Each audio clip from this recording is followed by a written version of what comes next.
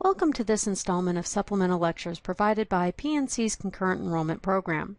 My name is Alexandra Kindle, and I will share some information with you that comes out of my History 151 course at Purdue University North Central.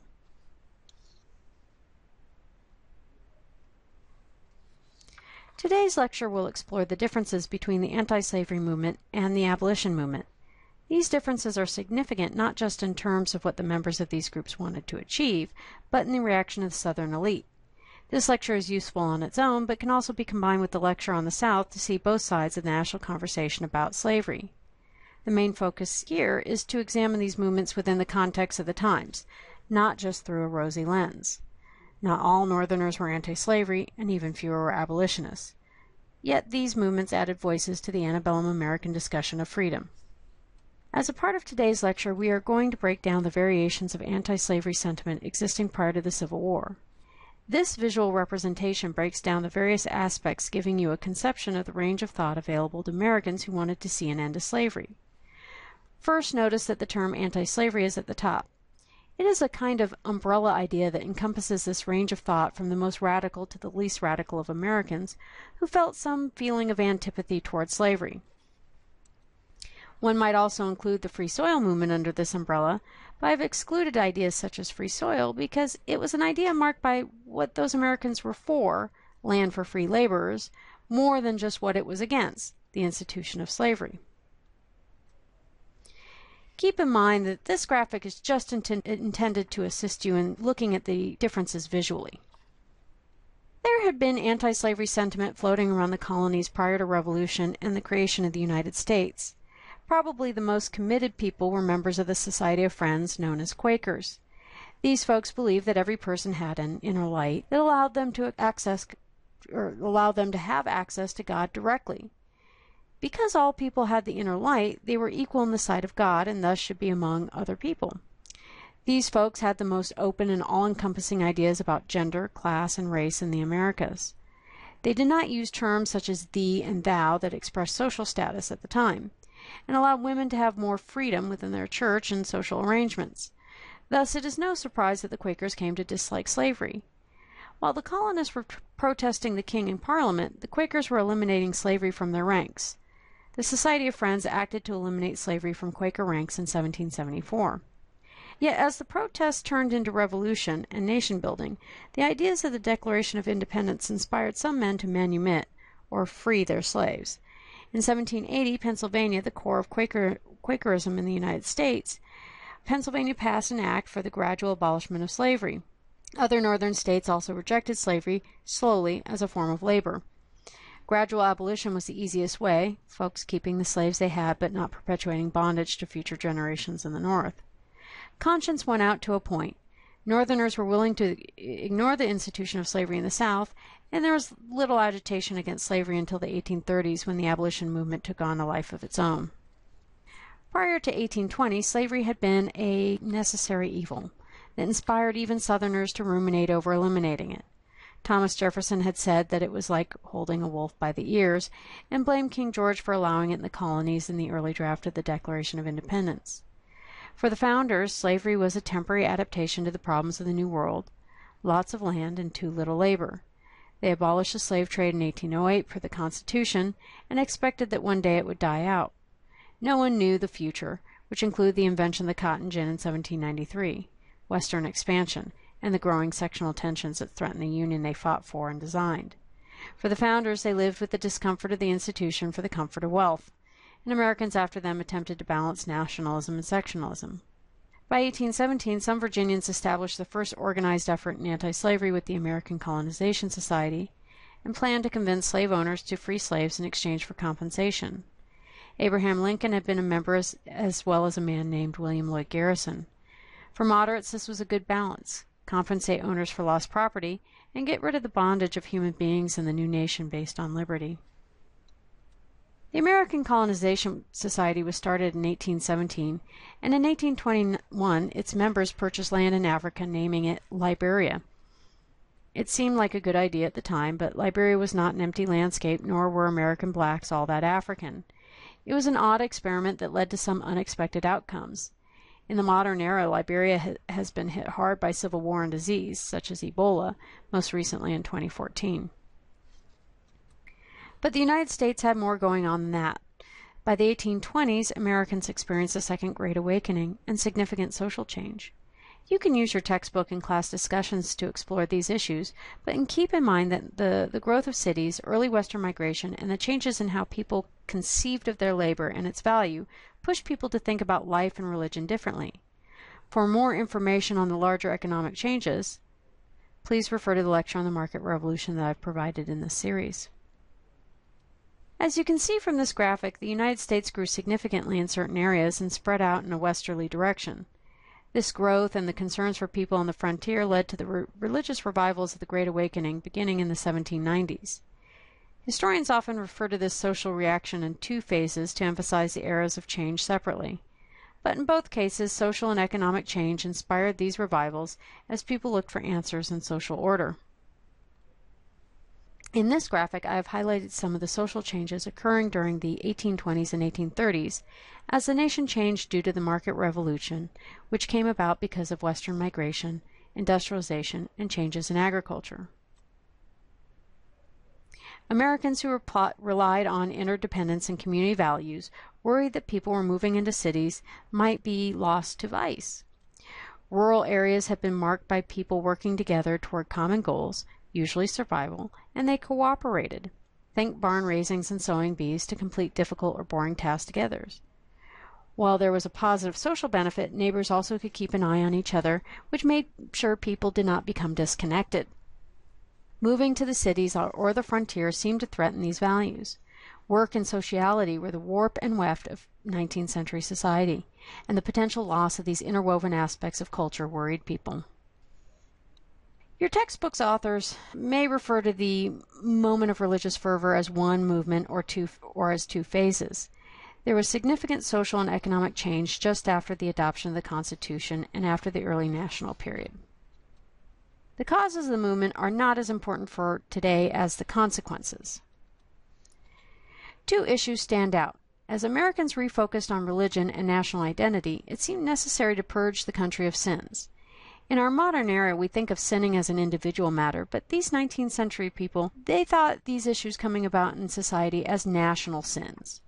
As one group perpetuated the sins, they might see the wrath of God in their lives individually, but as Americans allowed these sins to continue to exist in the nation, they also sinned, a sin of acquiescence. Remember how the virtues of rural and small-town America allowed residents to keep an eye on their neighbors. As revivalist preachers looked to convert as many as possible, they gave women more agency in their homes. Women who made up the majority of the camp meetings could take their conversions home to maintain moral accountability among the entire family. Preachers reinterpreted doctrine and began rejecting the Calvinist belief of infant damnation. This gave comfort to many women who lost young children, now knowing that their babies who did not survive could go to heaven even if they had not had the chance to accept Christ. Women appreciated the new interpretations and increased agency. As a result, women were becoming figures of moral authority in their homes. Some women promoted this ideal as it helped to justify women's greater authority in society at large. Sarah Josepha Hale, of course, was an author and editor, striking out of the more traditional role of women in her class. She is a woman of the period who is often highlighted for her public roles and influence on women. She is worth learning about for this reason and because she is just interesting. Check out digital versions of Godey's Lady's book to get a better picture of what women were reading and wearing. Quakers had lived in the U.S. since the colonial period and had been distinct for their progressive reform. But by the Second Great Awakening, new Christian sects were bringing in ideas that also emphasized reform. Members of the new groups forming under the banners of Unitarianism and Transcendentalism both believed in human perfectionism and individual responsibility for progress. Liberal religions like these led to communal experiments in colonies where all individuals were equal and expected to do equal work. It also led to reform because if humans could reach perfection, reform had a religious purpose. In the early 19th century, many flavors of reform emerged, and three are important for understanding abolitionism. You may also reference this lecture in conjunction with the emergence of women's suffrage. During this period, we can see how reformers created movements to address the larger economic and social changes. Since urban growth caused not so new but much more obvious problems such as drunkenness, criminal activity, and prostitution, they initiated movements such as temperance, moral reform, and prison reform. Yet this is only a partial list. Reformers also considered the mentally ill, education, women's rights, cruelty to animals, and tobacco use as subjects worthy of consideration. On the top of some Northerners' lists, of course, was the issue of slavery. Here we can see how some considered acquiescence as a sin to be addressed. While only Southerners held slaves, Northerners milled slave-grown cotton into fabric, wore clothes made from that fabric, and looked the other way as slave owners used the national political system to continue their peculiar institution. Remember that the Whig Party formed in this period, and until 1856, the two national parties had Southern and Northern wings. During the 1810s and 1820s, state-based emancipation, owner-initiated manumission, and colonization represented the majority of anti-slavery actions by white Americans. Yet by the 1830s, things changed and abolition was born. The members of the American Colonization Society purchased land for Liberia in 1821, but many free blacks working against slavery did not think this was enough. Free blacks had been trying to fight racism and slavery, but they knew they needed a white leader who could spark anti-slavery sentiment in whites.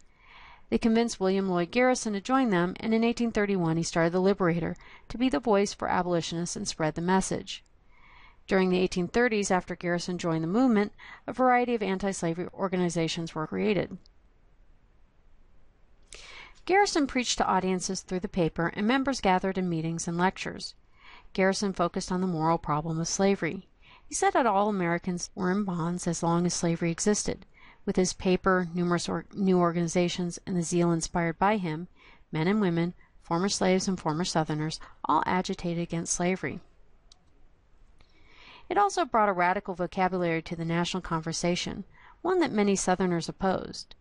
The anti-slavery movement after 1820 was far more insistent, and Northerners put a lot of onus on slave owners that divided the nation ideologically in a more aggressive manner than prior to 1820. That, combined with the physical line of the Missouri Compromise, which divided the nation's landscape at 3630, the stage was set for a tragedy of epic proportions. As Garrison preached his sermons of national doom, many women who had been involved in colonization or temperance listened and joined the abolition movement. Abolitionists stressed how slavery also threatened women's moral authority over their homes and society. Anti-slavery seemed to be a woman's issue. Women were raped and children were ripped from their mothers' arms. Because they believed anti-slavery was a woman's issue, the American Anti-Slavery Society, established 1833, appointed Angelina and Sarah Grimke as anti-slavery agents.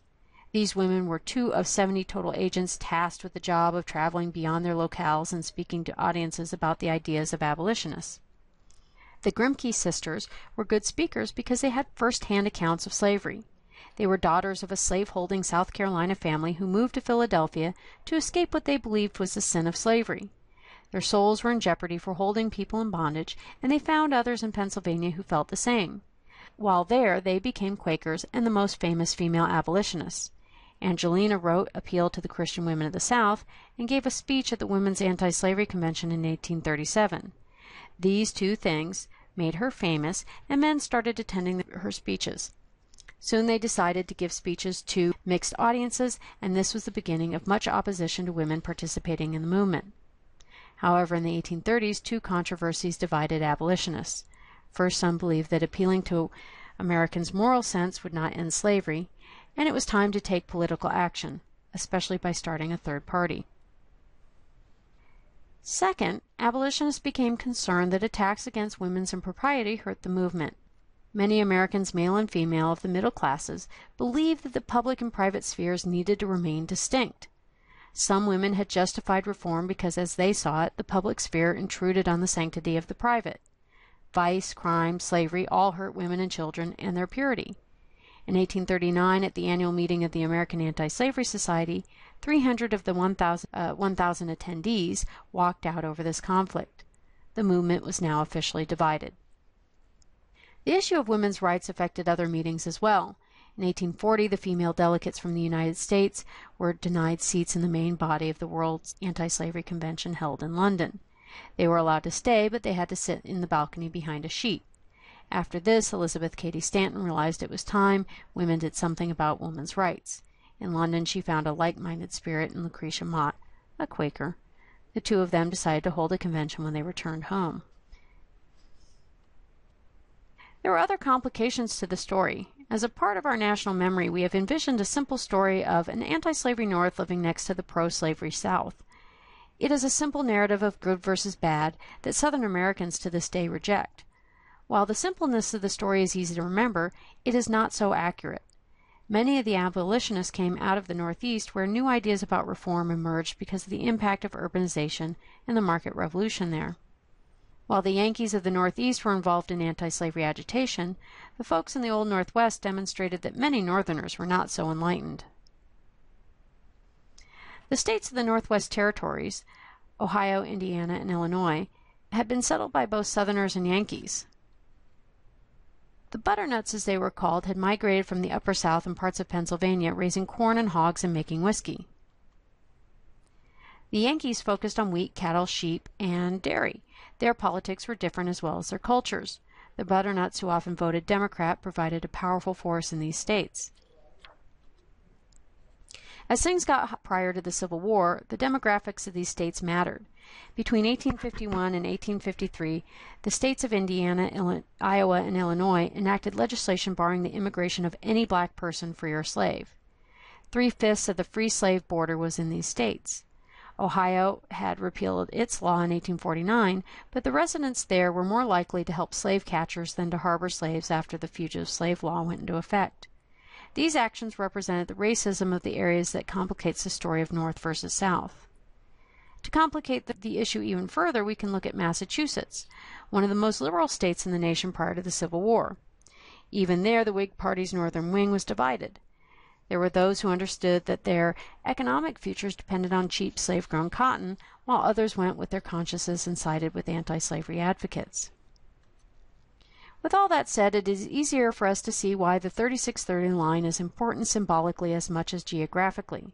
It did divide the North and South physically, and thus politically, but it was not a straight line.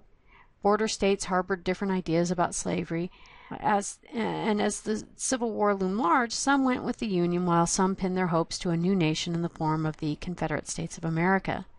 Nor were the ideological differences divided equally.